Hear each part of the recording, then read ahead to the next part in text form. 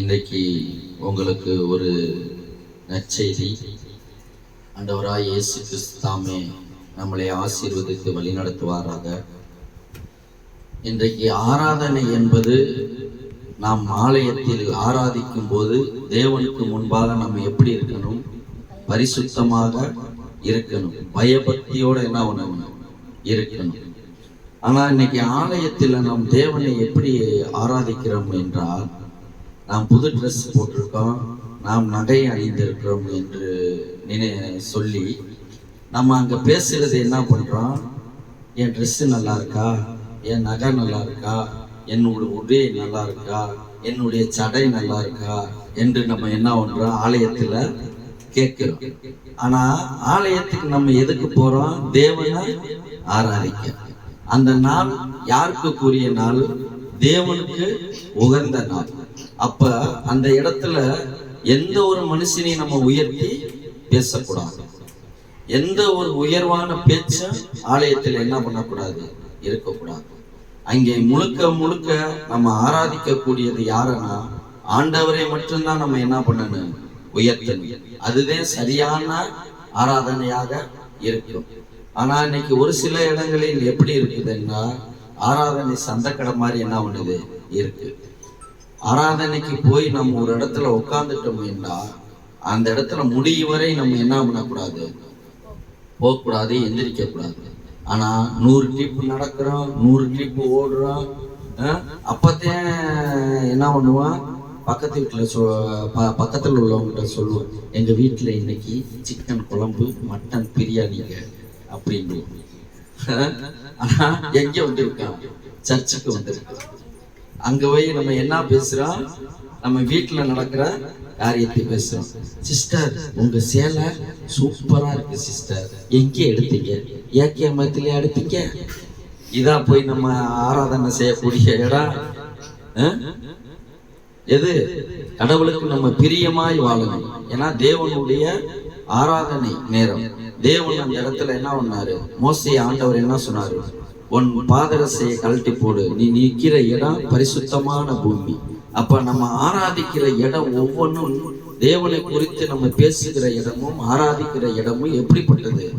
பரிசுத்தமானது. ஆனா ஆண்டவர் என்ன சொல்றாருன்னா, அப்படிப்பட்ட ஜனங்களுக்கு அப்படியாக நம்மளும் வாழ்ந்தோம்னா நமக்கு ஆண்டவர் ஒரு வார்த்தை சொல்லுகிறார். அது என்ன வார்த்தை என்றால், நான் மத்தேயு 13ஆம் அதிகாரம் 3ஆம் வசனத்தை வாசிக்கிறேன். அவர் அநேக சுவிசேஷங்களை உவமையிலே அவர்களுக்கு சொன்னார். கேளுங்கள், விதைக்கிறவன் ஒருவன் விதைக்க புறப்பட்டான். அவன் விதைக்கையில் சில விதை வழியருகே விழுந்தது. பறவைகள் வந்து அதை பட்சித்து போட்டது. சில விதை அதிக மண்ணில்லாத கற்பாறை இடங்களில் விழுந்தது. மண் ஆழமாய் இராததினாலே அது சீக்கிரமாய் முளைத்து வெயிலில் ஏறின போது தேய்த்து போய் வேறு இல்லாமல் உலர்ந்து போயிற்று. சில விதை முள்ளுள்ள இடங்களில் விழுந்தது. முள் வளர்ந்து அதை நெருக்கி போட்டது. சில விதையோ நல்ல நிலத்தில் விழுந்தது. சிலது 100 சிலது 60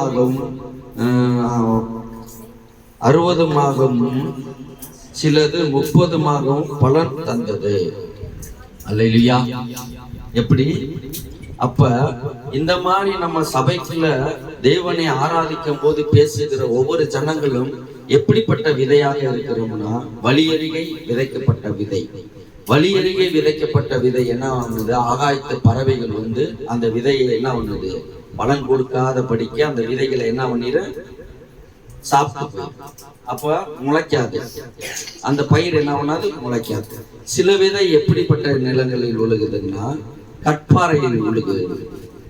கற்பாறையில் விழுந்தா என்ன ஒண்ணு? முளைக்கும்.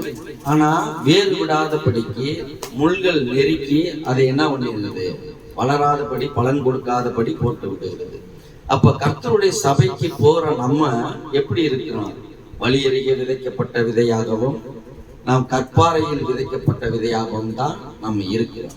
அப்ப தேவனுடைய வார்த்தைக்கு நம்ம பயப்படாதபடி நாம் வாழ்ந்து வருகிறோம். ஏன்னா ஏன் நம்மகிட்ட பயம் இல்லைன்னா, இப்ப மனிதர்கள் மத்தியில நாம் ஏதாச்சும் ஒரு தவறு செஞ்சா நம்மளை பார்ப்பாங்க.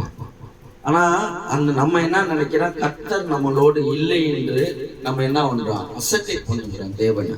ஆனா தேவனுடைய வார்த்தை சொல்லுது, எங்கே 2-3 பேர் கூடி ஜெபிக்கிறீர்களோ அங்கே வந்து நான் வாசம் பண்ணுவேன்.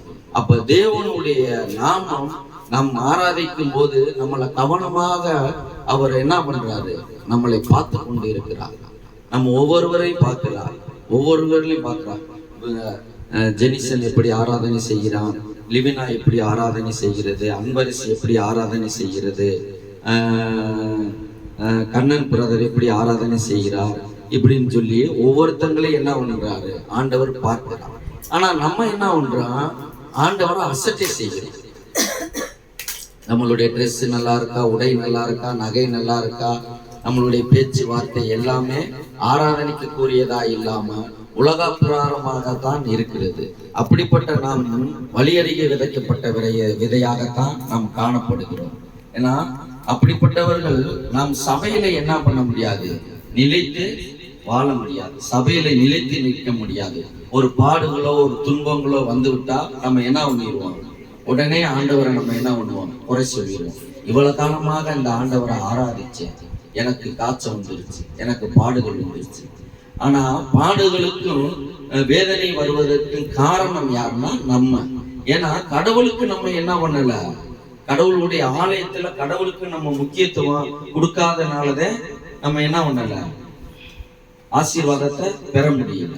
இப்போ ஒரு பள்ளியிடத்துல நம்ம படிக்கிறோம், ஒரு 1000 பிள்ளைகள் படிக்கிற ஸ்கூல்ல நம்ம கிளாஸ்ல ஒரு 100 பிள்ளைகள் இருக்காங்க. அந்த இடத்துல நம்ம படிக்கிறோம்னா டீச்சர் சொல்றத நம்ம என்ன பண்ணணும், கவனிக்கணும், கேட்கணும். அதை கேட்டாதே நம்ம அடுத்தடுத்து நம்ம என்ன பண்ண முடியும், கிளாஸுக்கு போக முடியும், நம்ம நல்லா படிக்க முடியும். அப்ப கவனம் இல்லாத படிக்க டீச்சர் என்ன தேய்ச்சி தெரிவிக்க போடுவாங்க, நம்ம என்ன தேய்ச்சி பேசுவோம், ஏல உங்க வீட்டுல சாம்பார் நல்லா இருக்கா, எனக்கு கொஞ்சோண்டு கொடு, என்ன சாப்பாடு கொண்டு வந்த இன்னைக்கு, எங்க வீட்டுல ரத்த பொரியல். அப்போ பாடம் என்ன பண்ணிடணும், டீச்சர் சொல்லி கொடுக்கிறத கவனிக்க முடியாது.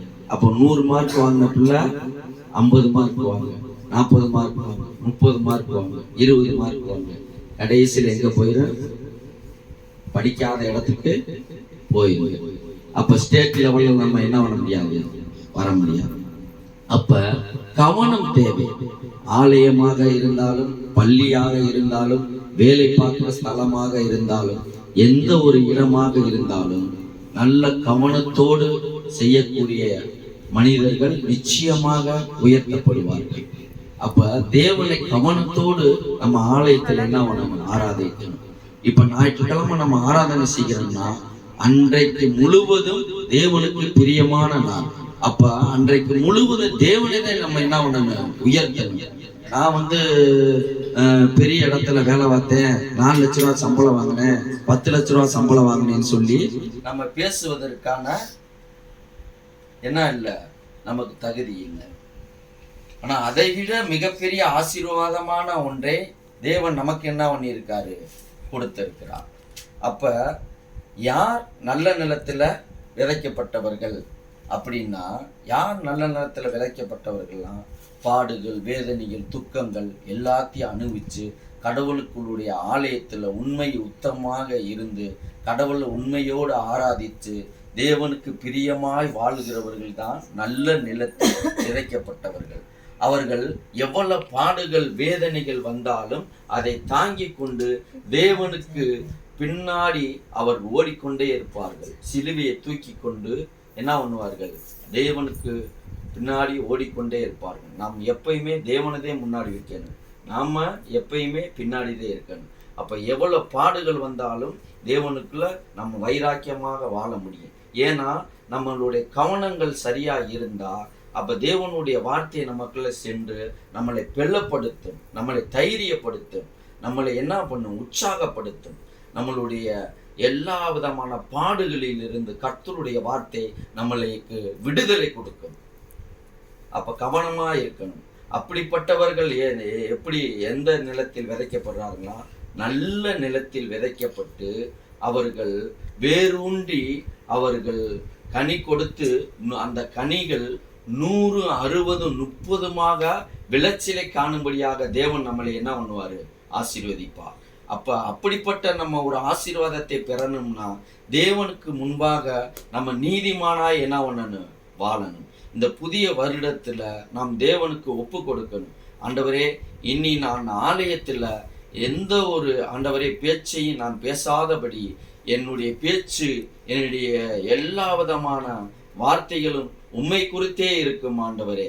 நான் ஆலயத்துல முழுக்க முழுக்க உங்களையே நான் ஆராதிப்பேன், உங்களையே நான் பாடுவேன் என்று, நான் உலக பேச்சுக்கு நான் இனி இடம் கொடுக்க மாட்டேன் என்று நம்ம என்ன பண்ணணும்? ஒரு தீர்மானத்தை இந்த 2026 நாம் எடுக்க வேண்டும். அப்பத்தான் நாம் நல்ல நிலத்தில் விதைக்கப்பட்ட விதையாக நாம் வாழ முடியும். அந்த விதை என்பது யாருன்னா கர்த்தருடைய பிள்ளைகள். கர்த்தருடைய பிள்ளைகள் நான் இப்ப என்னுடைய விதைகள் என்ன ஒன்று என்னுடைய பிள்ளைகள் என்ன ஒன்று ஆசீர்வதிக்கப்படும். அப்ப அந்த விதை 100, 60 என்ன ஒன்று, நான் உண்மையாய் தேவனை ஆராதிக்கும் போது தேவன் என்னுடைய பிள்ளைகளை என்ன பண்ணுவார்? ஆசீர்வதித்து வழி நடத்துவார். அல்லேலூயா.